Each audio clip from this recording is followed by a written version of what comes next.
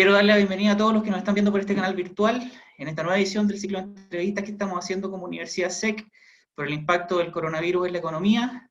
Ya hemos repasado los programas anteriores, cómo ha afectado esta pandemia a las micro y pequeñas empresas, también al sector manufacturero y exportador, y en este caso queremos abordar un nuevo aspecto de la economía que también esta pandemia claramente ha impactado fuertemente el sector productivo, también ha afectado cómo nos relacionamos con otras personas, con las instituciones, con organizaciones, y la forma también en cómo nos adquirimos cosas, cómo nos abastecemos.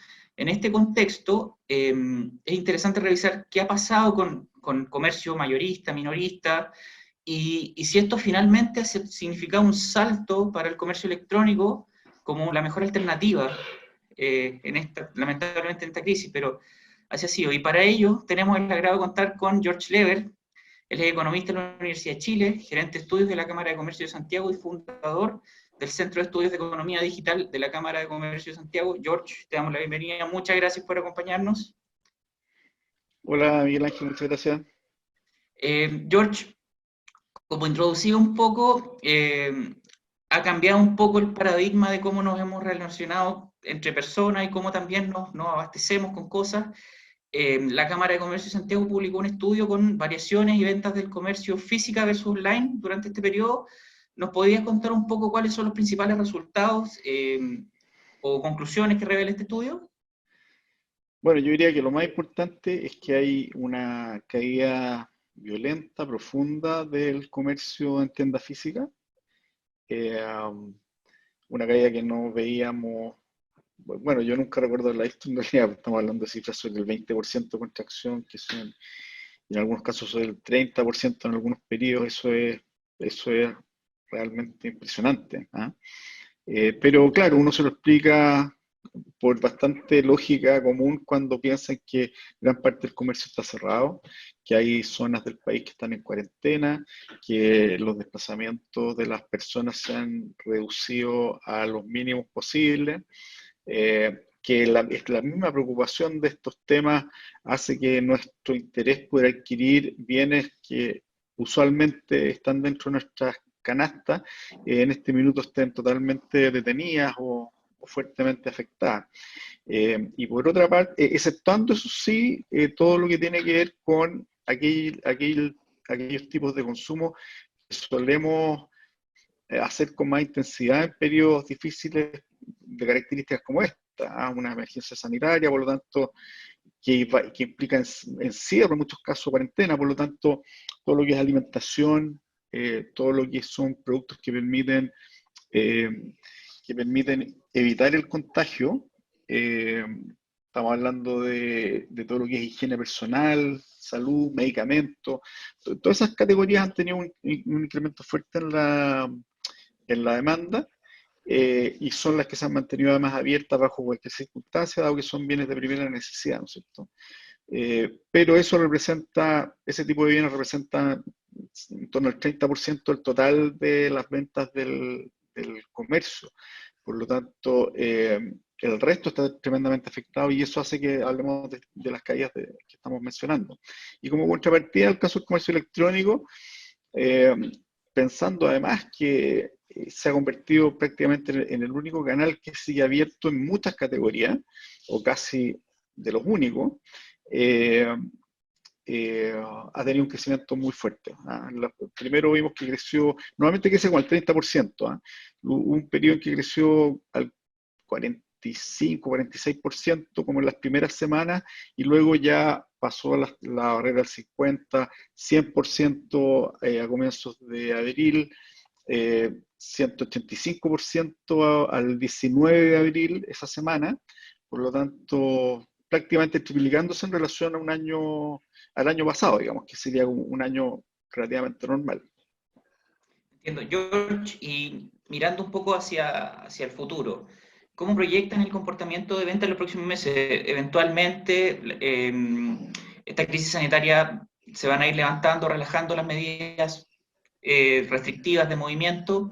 ¿Cómo ven ustedes hacia el futuro las ventas online versus el comercio físico. ¿Ustedes creen que el comercio online ya llegó a una forma de cómo decir, de meseta, o esto va, cómo se va a regular? ¿Cómo lo ves tú? Sí, la percepción que tenemos es que ya tocó fondo en este ciclo al menos. Bueno, son mini ciclos en realidad porque son muy cortitos, pero en este primer ciclo de contagio o de COVID-19, las ventas físicas aparentemente ya tocaron fondo, porque aquí para adelante lo que está pasando, ya llevamos nosotros como hogares, llevábamos varios días en esta situación y por lo tanto uno ya empieza a generar cierto tipo de hábitos, se empieza a adecuar a este nuevo entorno. Las primeras semanas son muy duras porque es un escenario totalmente nuevo, pero hoy día, cuando uno ya se empieza a sentir un poco más empoderado de la situación, por así decirlo, empieza a encontrar una especie de nueva normalidad en sus hábitos, empieza también a recuperar ciertos hábitos de consumo que, eh, que inhibe cuando está en una situación de demasiada incertidumbre. ¿Ah? Entonces, probablemente, además estaba empezando, bueno, ya empezaron las temperaturas más frías, entonces viene una temporada, vestuario y calzado es una categoría tremendamente afectada durante este proceso. La intención de compra de vestuario en estas últimas semanas ha sido menos del 5%, del 10%, 5%. Entonces, lo que empieza a pasar es que ya dentro de todo lo que nos está pasando empezamos a retomar ciertos hábitos. Y uno de esos hábitos evidentemente que es consumo, y por lo tanto los niveles de caída que vimos en las primeras semanas yo creo que ya es difícil que se sigan repitiendo. O sea, llegaron a caer 30 y tanto por ciento las ventas y hoy día están cayendo 20 y tanto. Y ahí ya como que se equilibraron. Y eso probablemente va a empezar a escribir una curva donde van a seguir cayendo, pero a tasas más moderadas que las primeras. O sea, yo creo efectivamente que se tocó fondo. Y en el caso del comercio electrónico, la curva es distinta porque todavía se ve creciendo como exponencial. El comercio físico se aplanó y por lo tanto se equilibra, pero el comercio electrónico, hasta el último dato, que es el 19 de abril, seguía creciendo de forma exponencial. Debiera empezar a normalizarse, o sea, triplicar las ventas en relación al año anterior es algo también, de nuevo, totalmente inusual para un mercado ya que ha tenido un grado de madurez con el comercio electrónico. Por lo tanto, yo creo que ya va a empezar a encontrar su equilibrio.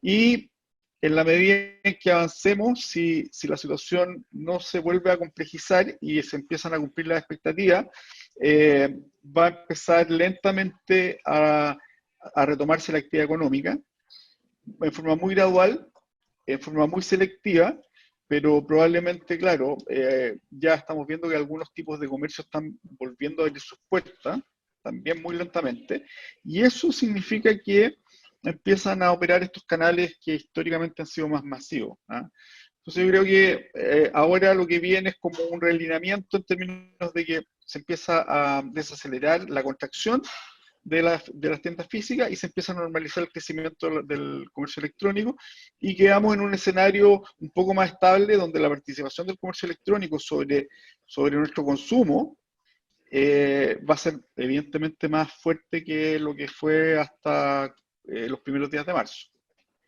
Entiendo. George, durante la última década tenemos este fenómeno a ver, son varios factores: mayor bancarización, penetración de la tecnología para mayor acceso a Internet. Todo eso yo creo que ha significado también este despegue del comercio online en nuestro país, estos crecimientos exponenciales cada año. Vemos los días de comercio electrónico, que es donde hay ofertas, todo esto. Pero por el otro lado, visto desde el punto de vista de las empresas, no de los consumidores, ¿qué desafíos y barreras presenta hoy día el comercio electrónico para las empresas chilenas? No tanto para los consumidores, sino como para las empresas en sí mismas. Bueno, históricamente el gran problema ha sido la incorporación del pequeño comercio. Uno tiende a pensar que el comercio hoy día eh, vende por internet, pero la verdad es que eso es válido para el gran comercio, para una parte del comercio mediano y para el pequeño comercio que es de naturaleza digital. O sea, hay comercios de tamaño pequeño, pero que nacen como empresas digitales. Entonces, pero si uno mira la gran cantidad de empresas de comercio que uno las ve en las galerías o en locales a calle o incluso en los mismos centros comerciales, a muchos de los locatarios, eh, tienen históricamente un nivel eh, de uso de canales digitales muy bajo. ¿Ah? Eh, Nosotros estimamos, de hecho, que menos del 10% de las empresas del comercio hacen comercio electrónico. Y eso está dado por esta larga, este long tail, digamos, de pequeños comercios que no utiliza esta herramienta. Entonces, yo creo que ahí está, hay muchos desafíos. ¿Ah? O sea, ahora que es mucha más intensa la demanda en e-commerce, todo el tema logístico se hace mucho más importante en términos de que hay que ampliar la capacidad logística porque ya está colapsada, no está preparada para triplicar, ¿no es cierto?, su flujo de operaciones, menos en un escenario de pandemia. Entonces, pero sigue siendo más importante, yo creo, el desafío de que esa pequeña tienda que tuvo que cerrar su cortina metálica y que se quedó con ventas cero, migre rápidamente a abrir una tienda online y vuelva con niveles más bajos probablemente de actividad, pero que vuelva a operar. ¿Ah? Yo creo que ese es como el gran objetivo, y ahí es donde hay que lograr medidas súper contundentes que permitan masificar ese proceso de transformación hacia la venta electrónica. Nosotros, de hecho, estamos impulsando con el Ministerio de Economía un programa para facilitar ese proceso, a través básicamente de tomar estas empresas y subirlas rápidamente a los marketplaces que tienen la tecnología, tienen el modelo de negocio online, pero además tienen el flujo de visitantes que finalmente va a permitir hacer ventas.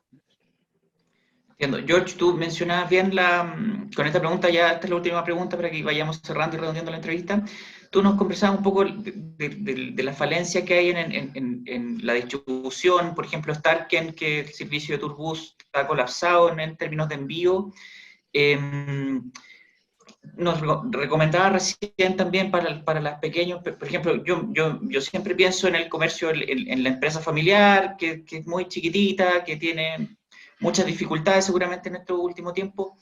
¿Cómo la adaptamos? Por ejemplo, ¿cómo le decimos a esa persona que probablemente, porque tenemos las empresas millennial que nacieron en Instagram, en Facebook, en Twitter, que no tienen, a lo mejor no tienen el problema, pero sí gente mayor que a lo mejor no tiene facilidades? ¿Qué recomendaciones, o sea, directas, a lo mejor, no tan solo para el mismo comerciante, sino también a lo mejor intervención Ministerio de Economía, a lo mejor el FOSIS puede generar instancias? ¿Qué nos falta? ¿Qué falta ese pegamento que pueda servir para dar ese salto de la pequeña empresa? Creo que lo que está pasando ahora es el pequeño pegamento, ¿ah? El pequeño gran pegamento, porque cuando no existe la opción y uno tiene que adoptar el modelo que sea en forma obligatoria, lo toma o lo deja. Estamos en esa situación, la verdad. Suena duro, digamos, ¿ah? Porque culturalmente hay muchas empresas o personas que no están preparadas, pero, pero esa es la situación. O sea, cuando se implementó, por ejemplo, el sistema de compras públicas a través de modelo electrónico en Chile Compra, se hizo con una estrategia, yo imagino que se evaluó, se pensó en que fuera un modelo voluntario, que fuera adaptándose gradualmente, y yo creo que la respuesta que tuvo esa evaluación es que si era voluntario se iban a demorar 20 años en completar un proceso que se podía demorar 3. Y lo que hicieron fue hacerlo obligatorio. ¿Ah? Eso impide que el proceso sea como muy orgánico, natural o espontáneo, pero te asegura que el proceso ocurre. ¿Ah? Al mundo privado uno no le puede imponer ese tipo de obligaciones. Claro, le puede imponer la obligación, por ejemplo, de venderle al sector público a través de comercio electrónico. Le puede imponer la obligación de emitir facturas electrónicas cuando realiza una venta, eh, y de recibirla. Pero no puede obligarlo a que su modelo de negocio vaya hacia un canal determinado de comercio. ¿Ah?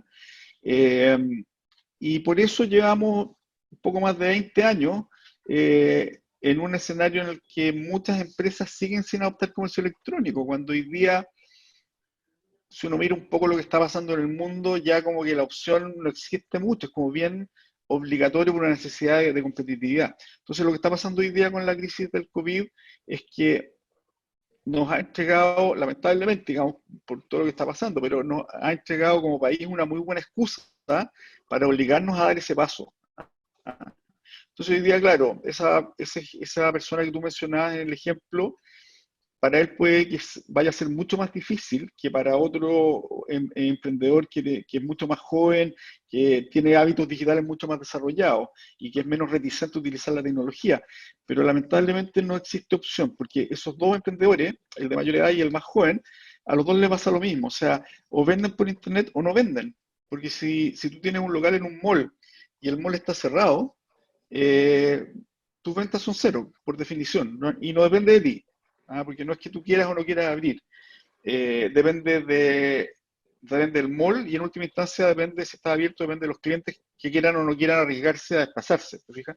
Entonces no hay opción.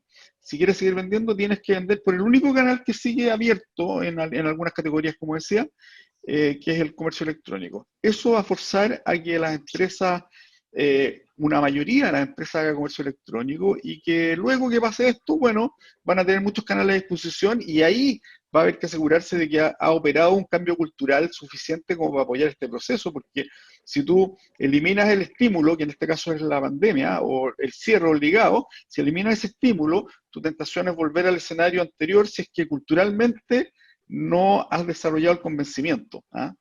La esperanza es que por la fuerza nos entre la cultura también, porque si te ves obligado a levantar tu tienda online en un marketplace, por ejemplo, y empiezas a vender por comercio electrónico, te vas a dar cuenta que suena, digamos, redundante, pero que efectivamente puedes vender por comercio electrónico. Y la probabilidad de que eso lo abandones después es muy baja. Es simplemente un tema, como te decía, de competitividad. Perfecto. George, te agradecemos mucho por este tiempo que nos has brindado, la visión obviamente del comercio electrónico desde la Cámara de Comercio de Santiago. Muchas gracias, George, por tu tiempo nuevamente y los dejamos a todos invitados a seguir viendo este ciclo de entrevistas de la Universidad SEC respecto al impacto del coronavirus en la economía. George, muchas gracias y hasta pronto. Muchas gracias, Miguel Ángel. Un gusto.